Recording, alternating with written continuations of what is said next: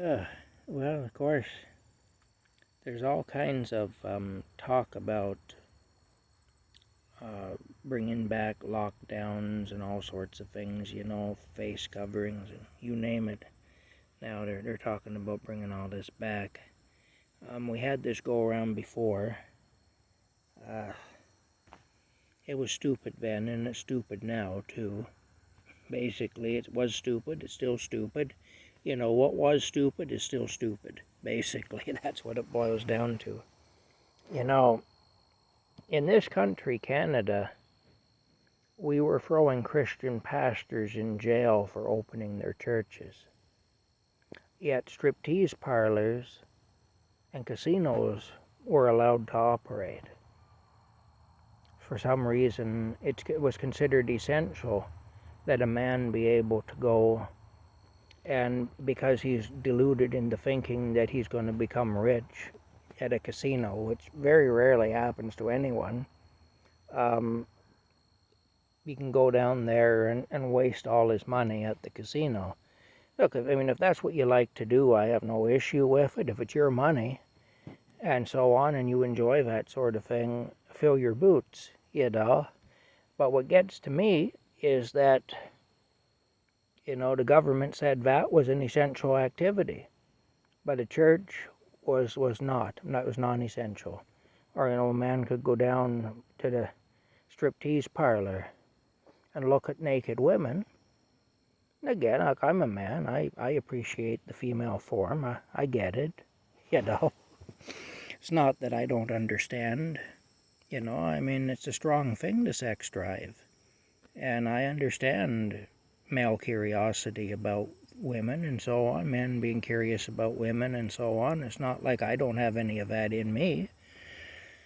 But that was considered an essential activity. Yet churches had to close. They'd throw the pastors in jail, throw the ministers of these churches in jail if they opened their churches. Pornhub was offering free memberships.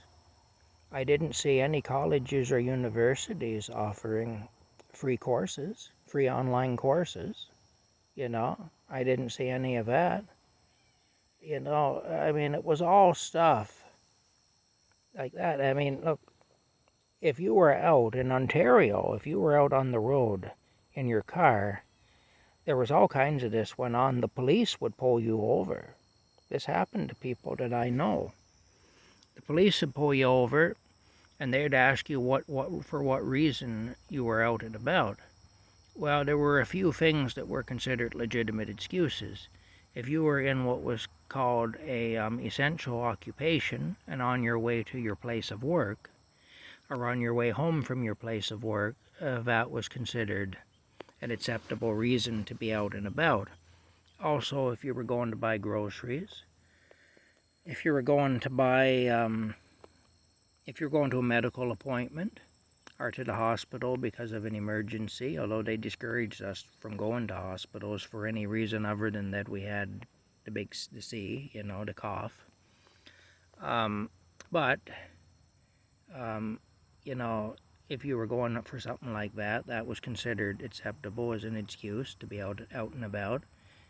If you were going to buy cannabis or alcohol, those were also acceptable excuses to be out and about. You know, like I say, I suppose if you were going to the striptease club or to the casino, those must have both been acceptable excuses too, because they allowed those places to stay open.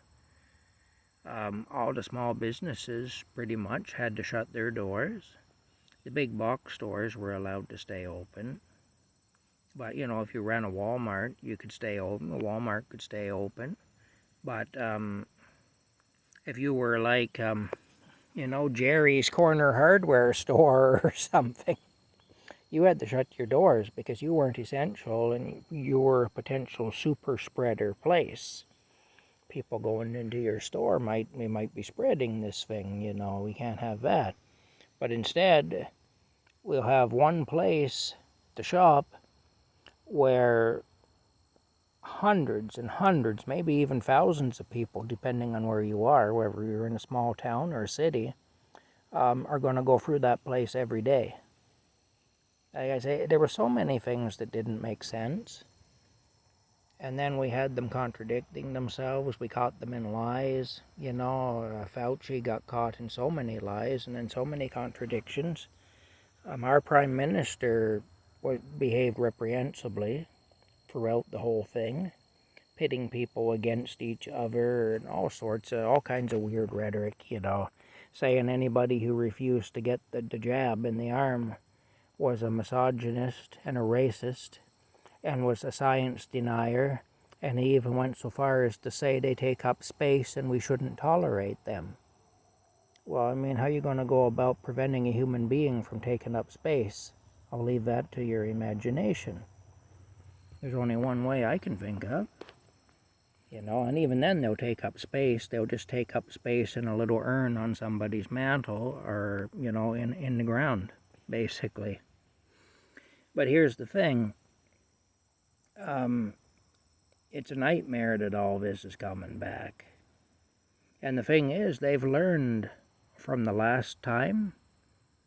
They've learned how to deal with resistance and so on from the last time. So it's going to be a lot harder on those of us who won't participate. And so, it's something to really think about. I am not going to participate no matter what the consequences, and I'm thoroughly aware that there will probably be serious consequences, especially this time around, because, like I say, they've learned